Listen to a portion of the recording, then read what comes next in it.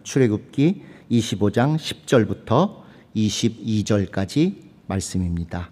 그들은 조각목으로 궤를 짓되 장이 2규빗 반, 광이 1규빗 반, 고가 1규빗 반이 되게 하고 너는 정금으로 그것을 싸되 그 안팎을 싸고 윗가로 돌아가며 금태를 두르고 금고리 넷을 부어 만들어 그 네 발에 달되 이 편에 두 고리요 저편에 두 고리며 조각목으로 채를 만들고 금으로 싸고 그 채를 궤 양편 고리에 꿰어서 궤를 매게 하며 채를 궤의 고리에 꿰는 대로 두고 빼어내지 말지며 내가 네게 줄 증거판을 궤 속에 들지며 정금으로 속죄소를 만들되 장이 2규빗 반, 광이 1규빗 반이 되게 하고 금으로 그룹 둘을 속죄소 두 끝에 쳐서 만들되 한 그룹은 이 끝에 한 그룹은 저 끝에 곧 속죄소 두 끝에 속죄소와 한 덩이로 연하게 할지며 그룹들은 그 날개를 높이 펴서 그 날개로 속죄소를 덮으며 그 얼굴을 서로 대하여 속죄소를 향하게 하고 속죄소를 궤 위에 얹고 내가 네게 줄 증거판을 궤 속에 넣어라. 다같이 거기서 내가 너와 만나고 속죄소 위 곧 증거궤 위에 있는 두 그룹 사이에서 내가 이스라엘 자손을 위하여 네게 명할 모든 일을 네게 이르리라. 아멘. 여러분이 읽으시면서 충분히 아시면서 별로 달갑지 않은 내용인 것 다 이미 알고 계실 것입니다. 하나님께서 모세에게 성막을 만들려고 굉장히 복잡한 지시를 하시는 중에 가장 중요한 법궤를 만들도록 구체적으로 지시하시는 그런 내용입니다.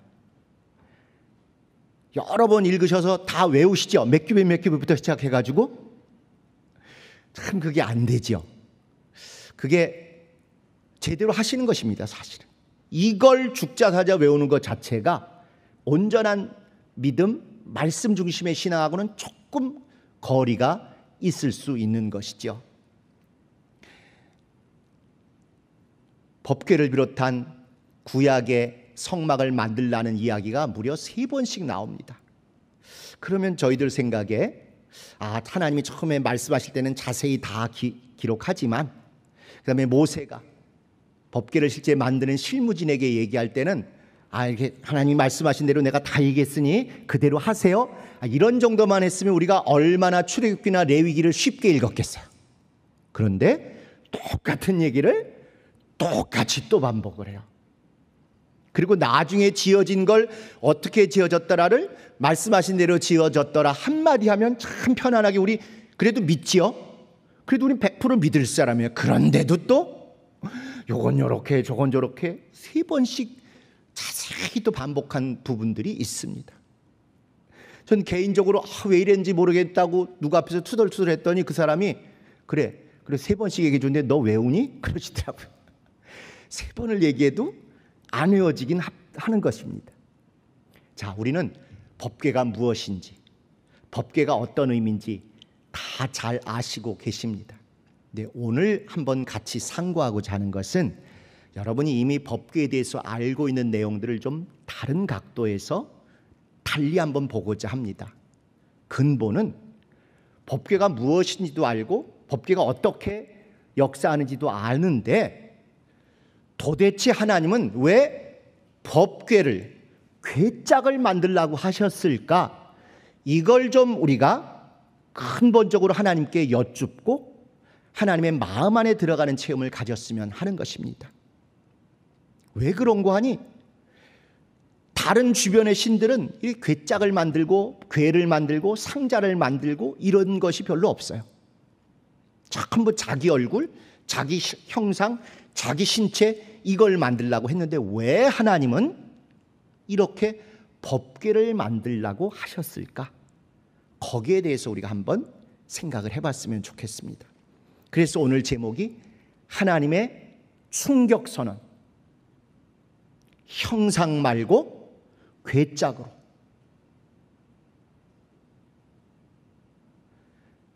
혹시 기억하시는지 모르지만 전에 한번 하나님의 충격 선언 말씀드릴 때는 사람 말고 짐승으로 해서 이삭 대신 양을 바치게 하신 이유에 대해서 우리가 한번 상고를 한 적이 있습니다. 오늘은 형상 말고 괴짝으로, 괴, 상자 그러면 제일 중요한 여러분 기억에 머물러 있는 게 바로 방주입니다. 방주. 근데 사실 방주도 상자고 법궤도 상자지만 원어는 좀 달라요. 방주는 테바 해가지고 트로 시작하고, 이 법궤는 아론 그래가지고 아로 시작합니다. 사람 이름 아론하고는 발음이 좀 달라요. 그러나 이렇게 다른 원어이긴 하지만 기본적으로는 서로 통하는 그런 단어입니다. 마치 우리를 얘기할 때 사람 또는 인간 이렇게 얘기하지 않습니까? 그게 기본적으로 같은 대상이고 같은 개념이죠. 다만 아주 미묘하게 사람이라고 이야기할 때와 인간이라고 이야기할 때를 또 구분할 수도 있을 것입니다. 그것처럼 비록 원어는 다르지만 이게 둘 다 상자를 나타내다 보니까 영어 같은 걸로 다른 언어들로 번역할 때는 그걸 전부 똑같은 단어로 상자라고 번역을 했습니다. 근데 그걸 그냥 맛없이 상자 그러면 이상하니까 방주 이렇게도 번역하고 법궤 이렇게도 번역하고, 심지어 모세가 어려서 죽지 않도록 갈대 상자에 넣어서 나일강에 피신시킨 그것도 갈대 상자라 이렇게 표현한 것입니다. 그러니까 성경에 이런 중요한 상자들이 나오는데 두 갈래가 있는 것이죠. 방주라는 상자에 많이 관심을 갖고 그것 중심으로만 생각을 하면 방주는 잘 아신 대로 우리의 구원 그리고 어떤 장소, 공간에 자꾸 우리가 관심을 빼앗기게 돼요. 방주라는 공간 안에 들어가 있고 그 안에 들어가서 살아났고 그 건물을 짓고 이런 생각들을 자꾸 하게 되는 것이죠. 그러다 보니까 그게 지금까지 계속 구약이든 신약이든 이렇게 흘러내려오다 보니까 방주 하면 교회, 또 교회 중에도 이 교회 건물, 은연중에 이런 사고방식들이 우리 사람들에게 계속 남아있는 것입니다. 방주 안에 들어가야 구원받는다라는 것을, 교회 안에 들어와야 구원받는다, 건물 안, 또 이걸 어떻게 방주처럼 교회를 잘 짓는가에 대한 고민들을 수많은 교회를 건축하는 분들이 해오셨던 거죠. 방주의 의미, 방주의 식양이 어떻게 잘 반영될까, 이것에 그래서 교회 중심, 건물 중심, 이게 그렇게 기독교인들의 머리를 떠나지 못하고 있는 것입니다. 이건 우리만이 아니라 제자들도 마찬가지예요. 제자들도 그래서 예수님이 죽으시러 이제 예루살렘에 들어가시니까 예루살렘 성전, 헤롯 성전을 딱 보시면서 예수님, 이 건물 규모가 어때요? 끝내주지요. 금, 은, 동으로 지었고 숫자가 얼마고 수용 인원이 얼마고 돌 높이가 얼마고 어마어마 압도되시지 않습니까? 대단하지요. 이걸 예수님에게까지 얘기하는 거예요. 규모, 장소, 건물, 이것에 대한 집착을 제자들도 못 버리는 것이죠. 그러니까 예수님이 눈 하나 깜짝 안 하시고 이게 그렇게 대단해 보이더냐? 이게 구원, 이게 너희의 영생, 이게 너희의 방주인 줄 착각하느냐? 돌 위에 돌 하나도 남지 않게 다 쓸어버리겠다. 아주 초를 치셨어요. 초를 치셨어요. 그렇게 신나가지고 이게 엄청난 규모고 방주와 같고 성전이고 하나님 이 안에 계시고 이렇게 자랑했으면 좀 맞장구를 쳐주실 걸로 기대했을 것 같아요. 그냥 바로 아마 놀고 있네 그러셨을지도 모르겠어요. 이게 너희의 구원이 아니다. 돌 위에 돌 하나도 남지 않게 다 쓸어버리게 될 것이다. 그렇게 예언하시고 그대로 이루어졌다는 것을 다 잘 아실 것입니다. 반면에 똑같은 상자라도 법궤라는 상자에 더 관심을 갖고 더 주목하는 분들은 법궤는 그 안에 우리가 기어 들어가는 게 아니지 않습니까? 법궤의 핵심은 그 안에 이름이 있다는 것과 오늘 읽은 대로 계속 채를 꿰두고 언제든지 이동할 수 있게 준비해두고 절대 그 움직이지 말라는 대로 꿰뒀다가 여차해서 하나님이 일어나! 그러면 들고 일어나고 전진, 좌회전, 우회전 하면 움직이라는 이동성이 핵심입니다.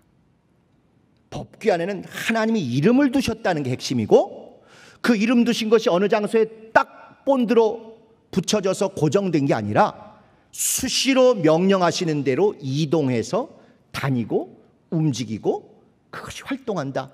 이게 핵심이에요.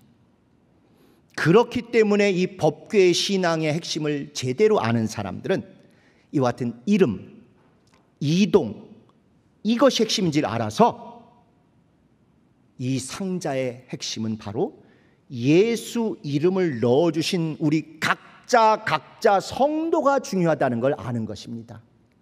건물 중심에 방주 안에 들어간다 이 개념의 상자만 아시는 분들은 자꾸 예배당, 건물 이런 것에 마음을 빼앗기지만 법궤라는 상자에 더 하나님의 중심과 관심이 머물러 있다는 걸 아는 분들은 그 법궤는 하나님의 이름을 두신 곳이다.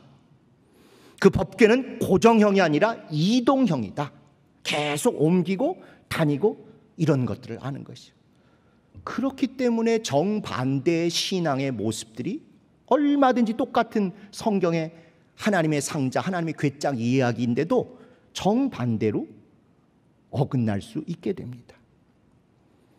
노아가 방주를 만들고 나서 여러분 얼마나 자랑하고 감탄했을까요? 나 대단하지. 세계에서 제일 큰 방주 만들었어. 내가 여기에 몇십억 들였어. 높이는 얼마고 길이는 얼마고 수영이는 얼마고. 노아가 그랬을까요? 그런데 유독 한국교회 목회자들은 건축을 구원의 방주를 짓는다고 막 하면서 그걸 사람들에게 과시하고 막 뉴스에 올리고 또 심지어 누가 몇 미터짜리 지었대. 그럼 내 방주는 그보다 1미터 더. 이렇게 그 경쟁으로 방주 건물, 예배당 건물을 짓는데 무한 경쟁을 해왔습니다. 우리가 신도림에 지은 것도 그거 닮아서 방주 닮아서 세계 최고의 돔으로 누가 어디서 돔을 몇 미터 지었다니까 그거보다 1.5미터 더 높이 이런 식의 일을 계속 해왔던 것이죠. 이 예배당 질 때도 뭐 마찬가지였어요. 그때는 제가 개인적으로 홍보 실무 책임자였기 때문에 그 몹쓸 짓 같은 것을 은혜롭게 신앙을 돌보는 데는 도움이 좀 될 수 있었지 모르지. 어쨌건 저도 그 시절에는 이런 걸 몰라가지고 이걸 크게 어마어마하게 어떤 식양으로 어떤 원리로 지었다는 걸 정말 매일매일 글을 쓰고 그림을 그리고 홍보물을 만들고 이래왔던 부끄러운 과거가 있기 때문에 그 속성, 그 과정, 그 속마음을 너무너무 잘 압니다. 반면에 법궤의 중심에 하나님의 관심이 그 상자에 있다는 걸 정확히 꿰뚫어 본 사람들은 아무리 이스라엘이 택한 백성이라도 법궤가 거기 있지 아니하고 이스라엘을 버리고 떠나가셔서 겉으로는 적군에게 빼앗기는 것처럼 보이지만 아예 이스라엘을 떠나서 적군에게까지 가고 그 적군의 신당에까지 들어가게 됐다는 것을 아실 것입니다. 이스라엘 떠나서 하나님의 위력이 떨어지고 법궤의 위력이 없어지고 별 볼 일 없는 궤짝이 아니라 거기서조차도 하나님의 이름은 그 안에 있고 하나님이 함께 하시는 증거가 있다 보니까 다곤의 신상이 포로로 잡혀온 법궤 안에 완전히 고꾸라지고 다 동강동강 났다는 그 사건도 여러분이 잘 아실 것입니다. 똑같은 하나님의 상자, 하나님의 궤짝인데 방주 중심으로만 한쪽 편에만 치우쳐서 생각하면 우리 인간이 그 안에 들어가서 구원받았다는 것 때문에 자꾸 장소, 공간, 건물, 시설, 규모 이런 거에 관심을 빼앗기고 그런 거 잘하면 믿음 좋은 것 같이 빠져왔던 그런 인간의 모습, 무엇보다도 우리의 애통하지만 과거의 모습들이었던 거죠. 그러나 법궤의 신앙은 절대 우리가 그 안에 들어가는 그 개념만 있는 것이 아니라 그 안에 예수 이름을 두시고 그것이 하나님이 임재하시고 함께 하시고 하나님이 동행하셔서 진군한다는 것을 그렇게 우리에게 알길 원하셨습니다. 그래서 우리 안에 각자 속에 이름을 넣으셨다는 얘기는 예배당이 방주가 아니듯 이제는 오히려 그보다 더 실상을 드러내신 것이 있으니 우리 안에 예수 이름을 넣어줌으로 말미암아 예표였던 법궤, 예표였던 상자보다 더 온전한, 더 실상인, 더 하나님이 그토록 이루기를 원하셨던 완성을 우리에게 드러내 주신 것입니다. 법궤가 무엇인지 다 아시지요? 그 겉으로 드러난 묘사보다 더 중요한 개념이 있습니다. 법궤는 하나님의 발등상입니다. 하나님이 성경에 이건 나의 발등상이라고 두 가지를 말씀하시는데 이 땅 전체가 하나님의 발등상이래요. 하나님이 발판처럼 발 딱 딛고 있는 그것이 이 땅 전체랍니다. 그리고 때로는 그걸 범위를 좁혀서 법궤 그 상자가 하나님의 발을 올려놓는 또는 큰 의자 보좌에 앉았는데 그 앞에 디딤돌처럼 발을 그렇게 걸치는 그 돌을 발등상이라고 하는 거죠. 그게 무엇이겠습니까? 하늘과 하늘의 하늘들이라도 그분을 감당할 수 없다는 그 말씀 그대로 이 땅 전체가 겨우 하나님이 발 얹어놓는 발등상이란 말씀이시고 더 범위를 좁혀서 이스라엘이 볼 수 있게 해주신 것이 법궤가 하나님의 발등상이라는 것입니다. 법궤가 거기에 우리는 그 법궤에 천사도 있고 금도 있고 모도 있고 이거에 자꾸 관심을 뺏기는데 하나님이 보실 때는 그냥 내 중심도 아니고 얼굴도 아니고 저 밑에 발 그거라는 거예요. 그런데 다른 신들은 그렇게 안 하고 그 신전에 가장 중요한데 자기 얼굴을 자기 전신을 조각해서 놔두고 너희는 거기에 대고 절하고 거기에 와야 모든 게 이루어진다. 이렇게 수많은 신들이 사람들을 현혹했습니다. 우상을 철저히 그렇게 섬기고 철저히 거기에 매어지도록 그렇게 했던 것이죠. 근데 하나님은 형상 만들지 마시라는 거예요. 아이의 형상은 꿈도 꾸지 마시라는 것입니다. 우주보다 크고 땅이 겨우 발바닥 감당하기도 쉽지 않은 정도의 땅이 발등상이고 올 우주보다 더 큰 진짜 모습이 따로 계시기 때문에 형상 아예 꿈도 꾸지 말라는 것입니다. 심지어 성전이나 성막이 아무리 대단해도 그 안에 핵심 중에 핵심인 법궤가 있다 할지라도 그것도 발을 올려놓는 섬돌에 불과한 것이지 상자에 불과한 것이지 그 위에 그 성전보다 성막보다 몇 억 배 더 크신 하나님이 계시기에 그것 바라볼 생각도 하지 말고 만들 생각도 하지 말고 거기에 집착할 꿈도 꾸지 말라는 것입니다. 그 대신 굳이 보고 싶으면 내 형상을 따라 내가 가장 소중한 사람들을 지었으니 사람들을 보며 하나님을 보듯 하나님을 대하듯 하나님을 만나듯 하나님을 면대하듯 그렇게 귀히 여기며 존중하며 그 사람들 앞에서 진심을 다해서 너의 예의를 갖추고 중심을 다해서 그와 거룩하고 은혜롭고 사랑스러운 그런 관계를 맺으라는 거예요. 그렇게 창세기 1장부터 말씀해 주셨음에도 불구하고 여전히 사람은 제껴놓고 돌로 나무로 뭔가 번쩍하게 제대로 된 얼굴이든지 모양이든지 형상인지 그걸 자꾸 찾아가려고 하기 때문에 형상은 너무 커서 감당이 안 되고 꿈도 꾸지 마.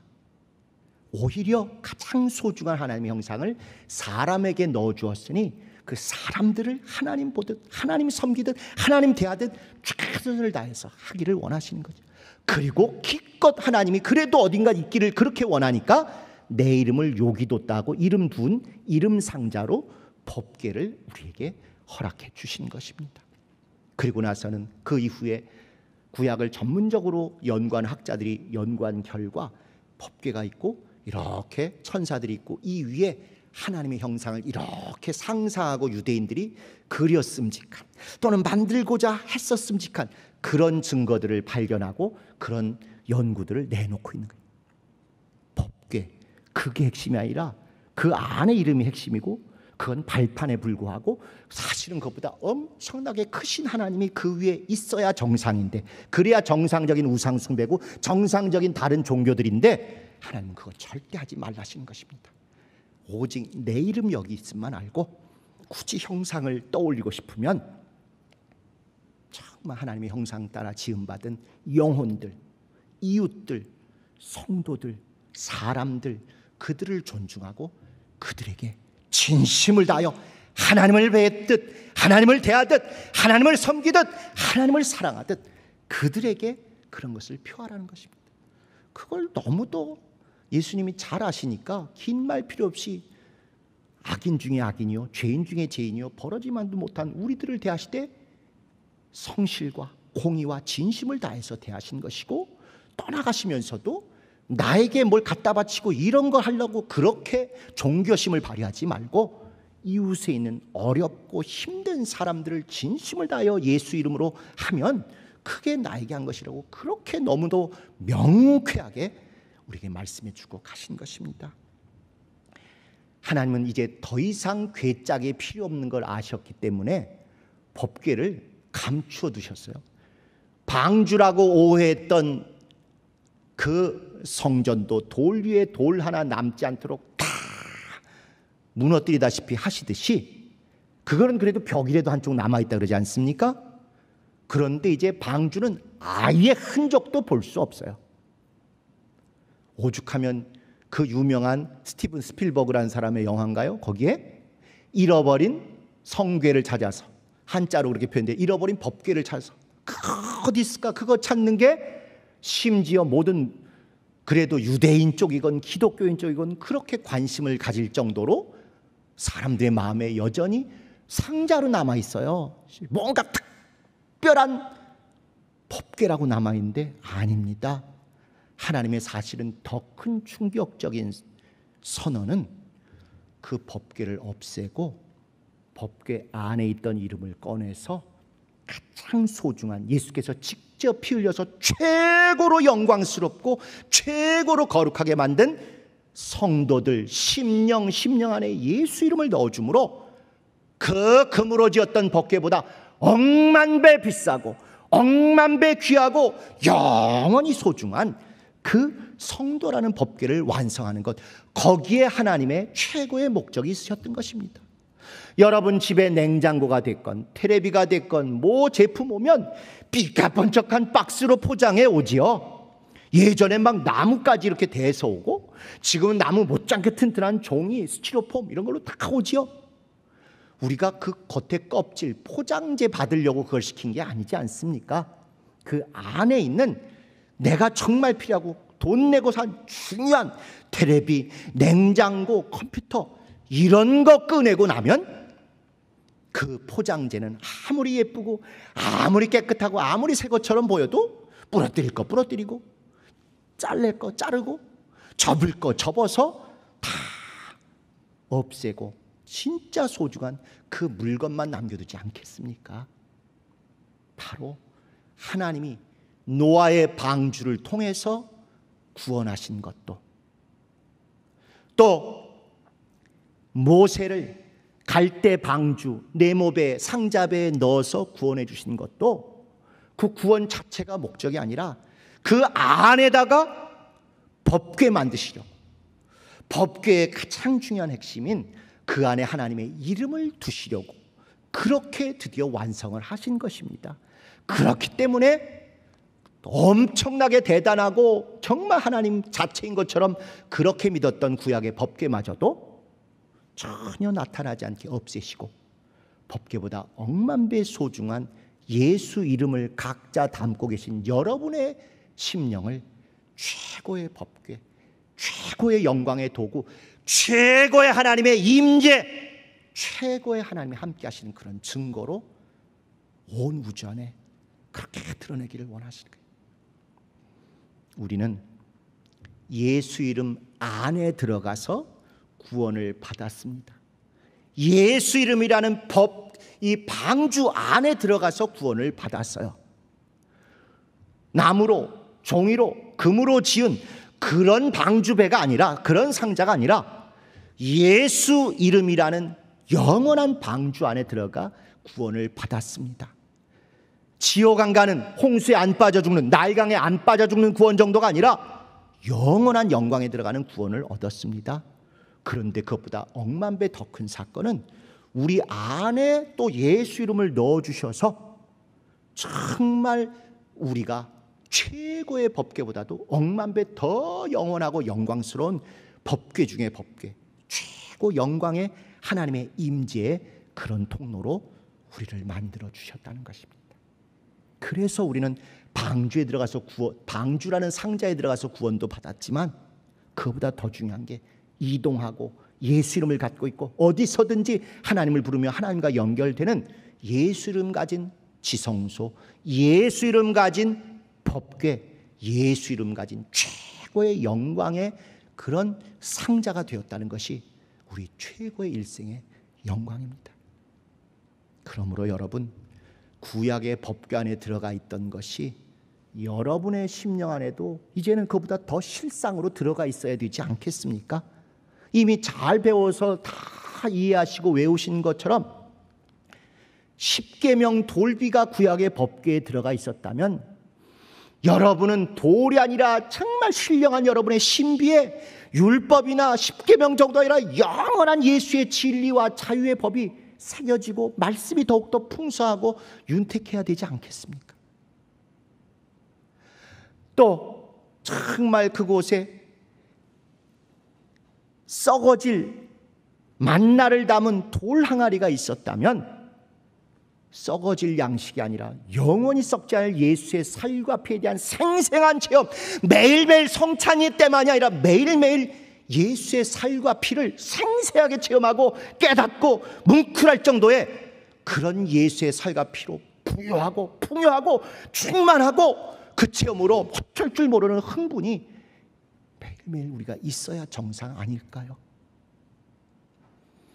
또 아론의 쌍난 지팡이가 구약의 법궤 안에 있었다면, 실상인 신약 시대의 우리에게는 그 이적의 원천이 되시는, 근원이 되시는 성령의 충만한 감화 감동과, 여전히 귀신도 나가야 되고 여전히 병자도 나아야 되고 여전히 기도했더니 안 될 것 같았던 이적까지 응답이 되는 그런 기사와 이적의 성령 충만한 체험이 우리에게 계속 있어져야, 그래야 우리가 그토록 주님이 완성하기를 원하셨던 신약의 법궤, 영원한 법궤, 예수를 믿는 하나님의 최고의 상자가 우리에게서 완성이 되는 것입니다. 그렇게 우리의 영광스러운 신분과 존재를 알고 나가서 영혼들을 만날 때 드디어 그분들에게도 부러움이 되고 함께하고 싶고, 나도 그 방주 상자 안에 들어가고 싶고, 나도 그 예수님이 내 속에 들어오신다는, 예수 이름으로 들어오신다는 법궤가 좀 돼봤으면 하는 그런 마음이 진심으로 그들 마음에 담기는 것이죠. 마무리를 하겠습니다. 노아의 방주, 모세의 갈대 방주, 다 상자고 구원이 이루어진 하나님의 도구였습니다. 그렇지만 이거에만 몰두하면 장소, 공간, 건물, 예배당이 방주인 것처럼 착각에 빠지고, 그거 건축하고 그거 키우고 그거 크게 한 자랑으로 망하는 길을 가게 될지도 모른다는 것을 우린 절감 또 절감해 왔지요. 그러나 하나님이 원하시는 진짜 상자는 그렇게 1단계 구원받은 데 머무는 상자가 아니라 예수 이름을 우리 안에 넣은, 정말 하나님의 이름을 담은 법궤, 고정이 아니라, 공간이 아니라, 건물이 아니라 이동이며 임재이며 이름의 영광을 드러내는 그 법궤가 우리에게 이루어지기를 원하시는 것입니다. 그래서 형상 말고 궤짝으로, 상자로, 근데 그거 말고 정말 성도 각자가 최고의 영광의 법궤, 영광의 이름을 실어 나르는 그런 하나님의 도구가 되길 원하시는 것이죠. 그걸 하고 나면 우리에게 예수 이름을 꺼내주고 우리에게 예수 이름을 담아준 이 실상이 이루어진 결과 법궤는 더 이상 무의미해지고, 이제 우리가 전하는 예수 이름을 듣는 사람들마다 그 이름 안에 들어가서 우리와 똑같이 영원한 방주 되신 예수 안에서 영광의 구원, 영생의 구원을 체험하게 되실 것입니다. 정말 여러분의 존재가 금을 수천 돈을 처바른 아무리 갖다 해도 따라올 수 없는 법궤의 수준이 아니라 억만 배 소중한 영광의 법궤, 영광의 이름을 담은 법궤라는 거룩하고 신령한 자긍심으로 매일매일 출근하실 때나 어디를 이동하실 때 예수 이름이 함께하는 영광의 법궤, 영광의 임재다, 이런 자긍심으로 일상에서 모든 범사에서 승리하고 영광 돌리는 여러분 되시기를 예수님의 이름으로 축복합니다.